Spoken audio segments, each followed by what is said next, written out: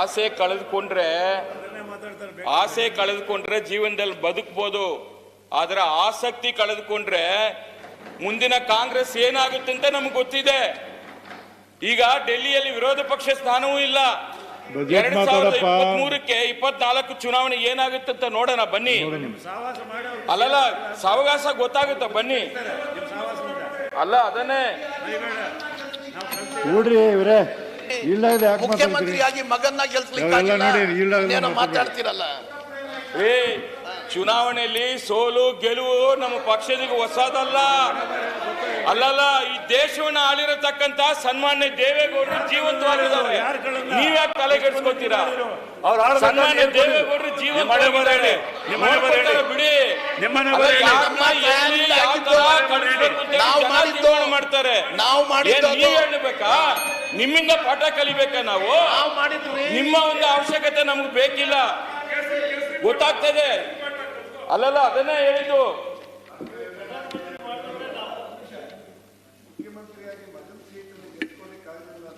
Sir ಆಪಾದನೆ ಮಾಡ್ತಾರೆ.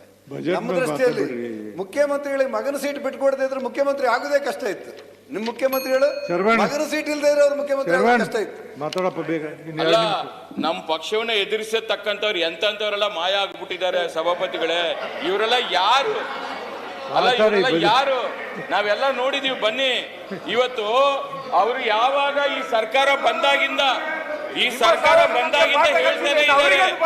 ಇನ್ನೇನು JDS ಶಾಸಕರೆಲ್ಲ ಬಂದ್ಬಿಟ್ಟಿದ್ದಾರೆ ಕಾಂಗ್ರೆಸ್ಗೆ. ನಮ್ಮ ಬಾಕಲು ಓಪನ್ ಆಗಿದೆ, ಮುಗ್ದೇ ಹೋಯ್ತು ಅಂತ ಹೇಳಿ ಡಂಗೂರ ಬಾರಿಸ್ಕೊಂಡು ಬರ್ತಾ ಇದ್ರು. ಇವತ್ತೇನಾಗಿದೆ? ಒಂದು ಪರೀಕ್ಷೆ ನಿನ್ನ ಆಗೇ ಬಿಟ್ಟಿದೆ. ಸೋಲು ಗೆಲುವು ಬಿಡಿ, ಪ್ರತಿ ಪಕ್ಷಕ್ಕೆ ಪ್ರತಿ ಚುನಾವಣೆಯಲ್ಲೇ ಎಲ್ಲರಿಗೂ ಗೊತ್ತಿರತಕ್ಕಂಥದ್ದು. 19 ಜನ ನಮ್ಮ ಜೊತೆಲಿ ನಿಂತ್ಕೊಂಡ್ರಾ? ನೀವೇನ್ ಹೇಳಿದ್ರಿ? ಇಷ್ಟ ದಿನ ಏನ್ ಮಾತಾಡ್ತಾ ಇದ್ರಿ? ಮಾತಾಡಿದ್ರೆ ಸಾಕು. JDS ಅವರು ಬಂದಿದ್ದಾರೆ ನಮ್ಮ ಮನೆಗೆ, ಅವ್ರು ಬರ್ತಾರೆ, ಇದು ಕೊಡ್ತಾರೆ, ಈ ಅರ್ಜಿ ಇಟ್ಕೊಂಡ್ ಬಂದಿದ್ದಾರೆ ಅಂತ ಎಲ್ಲಾ ಕಡೆ ನೀವೇ ಹೇಳಿದ್ದು. ನಾವ್ ಹೇಳಿದ್ವಾ? ಅಲ್ಲ, ನೀವು ಸಂದರ್ಭದಲ್ಲಿ ಕ್ಯಾಂಡಿಡೇಟ್ ಹಾಕಿ ಕಾಂಗ್ರೆಸ್ನವರೆಲ್ಲ 42 ಮಂದಿನ ಕಾಂಟ್ಯಾಕ್ಟ್ ಮಾಡಿ ಎದುರಿಸಿ ಬೆದರಿಸಿ ಎಲ್ಲ ಪ್ರಯೋಗ ಮಾಡಿದ್ರೆ ನೀವು ಸರ್ಕಾರ ಇದೆ. ಒಂದ್ ನಿಮಿಷ, ನಿಮ್ಮ ಹತ್ರ ಎವಿಡೆನ್ಸ್ ಇದ್ರೆ, ನಿಮ್ಗೆ ತಾಕತ್ತಿದ್ರೆ ಕಾನೂನು ಹೋರಾಟ ಮಾಡಿ, ಕಾನೂನು ಹೋರಾಟ ಮಾಡಿ.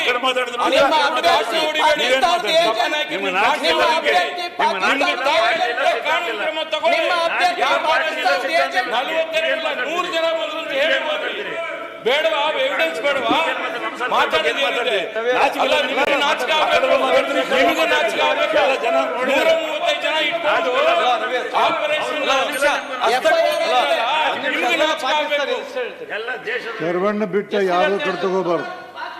ಶರವಣ್ಣ ಕೊಡ್ರಿ, ಯಾವ ಕಡ್ತಕೋಬಾರ್ದು. ಏ ರವಿ, ರವಿ, ರವಿ, ರವಿ,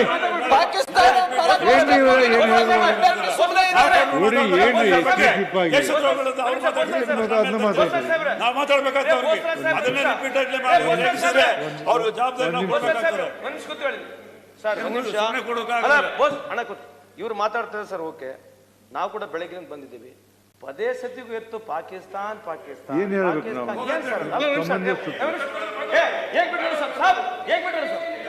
ಅಲ್ಲ ಸರ್, ಪ್ರತಿ ಸಲ ಏನ್ ಸರ್ ಇದು ಮಾತನಾಡೋದು?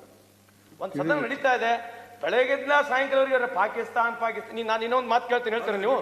ನಿಮ್ ಪ್ರಧಾನಮಂತ್ರಿ ಪಾಕಿಸ್ತಾನ ಕೇಕ್ ತಿಂದ್ರಲ್ಲ, ಅದ್ಯಾರು ಮಾತಾಡೋದು? ನಿಮ್ ಪ್ರಧಾನಮಂತ್ರಿ ಪಾಕಿಸ್ತಾನ ಕೇಕ್ ತಿಂದ್ರಲ್ಲ, ಅದೇ ಮಾತಾಡ್ಬೇಕು. ಏನಿಲ್ಲ, ಗೊತ್ತಿಲ್ಲ ನಿಮಗೆ? ಪ್ರಧಾನಮಂತ್ರಿಗಳು ಪಾಕಿಸ್ತಾನ ಮಾತಾಡ್ಬೇಡ್ರಿ.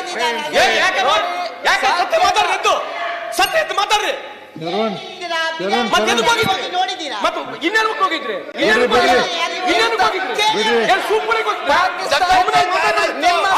ಶತ್ರು ರಾಷ್ಟ್ರ ಕೆಲಸ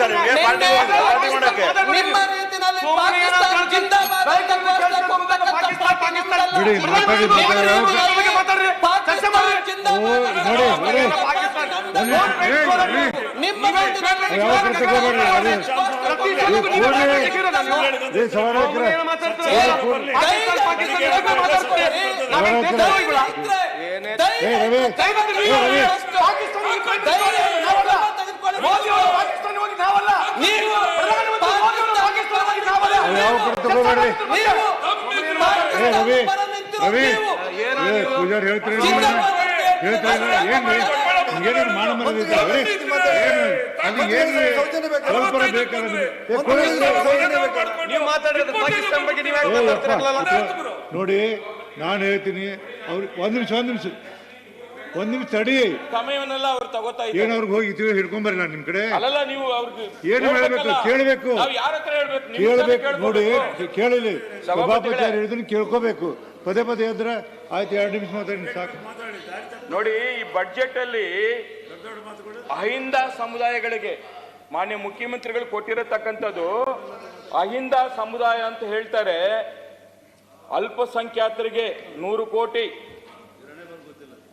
ಕ್ರೈಸ್ತ ಸಮುದಾಯದವರಿಗೆ 200 ಕೋಟಿ, ರಾಜ್ಯದಲ್ಲಿ 50% ಹೆಚ್ಚಿರುವ ಹಿಂದುಳಿದ ವರ್ಗಗಳ ಕಲ್ಯಾಣಕ್ಕೆ ಯಾವುದೇ ಅನುದಾನ ಇಲ್ಲ, ಶೂನ್ಯ. ಕಳೆದ ವರ್ಷ ಬಡ್ಜೆಟ್ನಲ್ಲಿ ಹಿಂದುಳಿದ ವರ್ಗ ಕಲ್ಯಾಣಕ್ಕೋಸ್ಕರ ಅವ್ರು ಏನು ಘೋಷಿಸಿದ್ರು ಆ ಕಾರ್ಯಕ್ರಮ ಕೂಡ ಯಾವುದನ್ನ ಮಾಡಿಲ್ಲ. ನೆಕ್ಸ್ಟ್ ಭಂಡಾರಿ ನೆಕ್ಸ್ಟ್ ಕೊಡ್ರಿ. ಇರ್ರಿ ಸ್ವಾಮಿ, ಕೊಡ್ರಿ.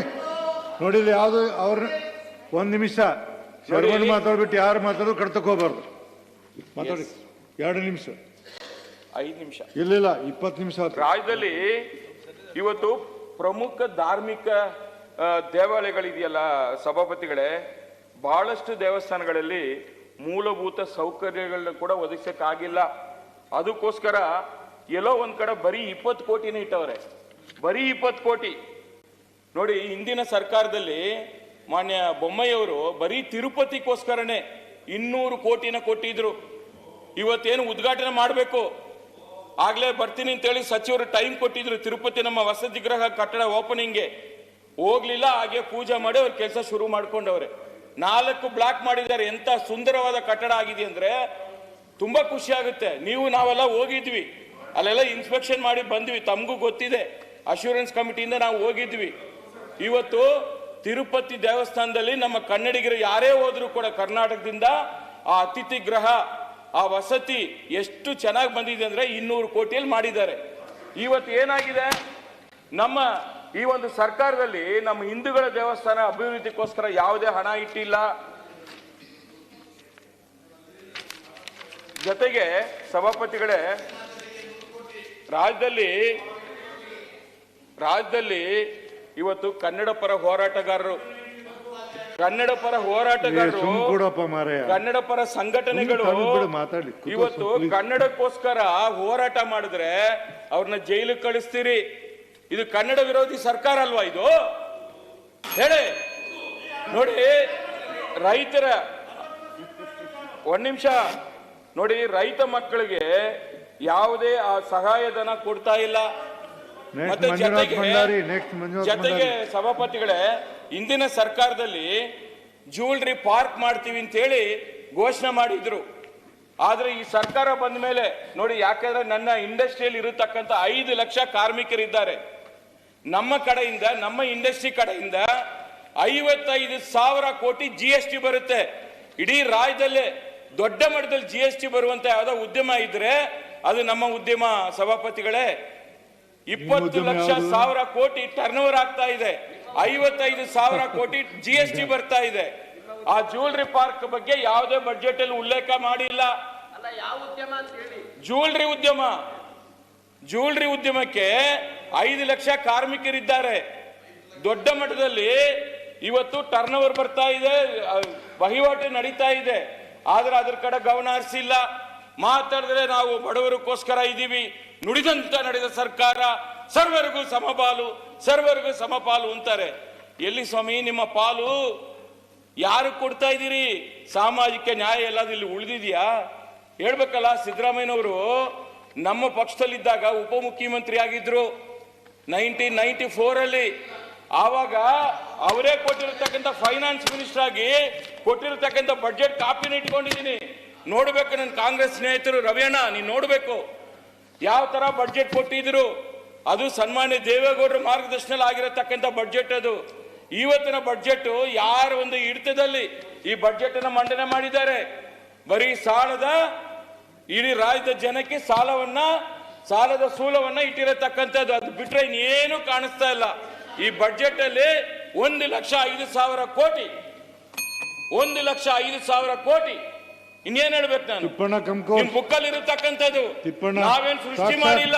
ಏ ಶರವಣ್ ಅದಕ್ಕೋಸ್ಕರ ಸಾಕ್. ಈ ಬಜೆಟ್ ಅಲ್ಲಿ 25 ನಿಮಿಷ. ಯಾವುದೇ ತರ ಇಲ್ಲಿ ರಾಜ್ಯದ ಹಿತವನ್ನ ಕಾಪಾಡ್ಲಿಕ್ಕೆ ಯಾವುದು ಇಲ್ಲ. ಇಲ್ಲಿ ಇದಕ್ಕೆ ಜನ ಮುಂದಿನ ದಿನಗಳಲ್ಲಿ ಉತ್ತರ ಕೊಡ್ತಾರಂತೇಳಿ ಈ ಬಜೆಟ್ ಅನ್ನು ನಾನು ವಿರೋಧ ಮಾಡ್ತಾ ಇದ್ದೀನಿ.